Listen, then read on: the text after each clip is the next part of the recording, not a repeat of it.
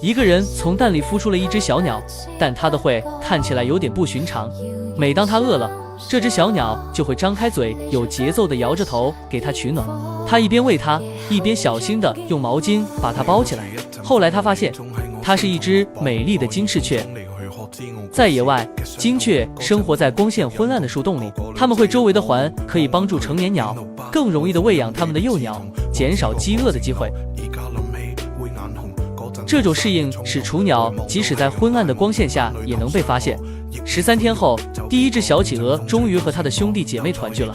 当它们的羽毛开始长出来时，它们开始在水里洗澡。洗完澡后，它们会栖息在男人的手上，吸收温暖的阳光。虽然它们已经长大了，但每当它伸出手指时，它们仍然会摇头张开嘴，就像它们小时候一样。虽然它们还没有完全成熟，但这个人充满了兴奋。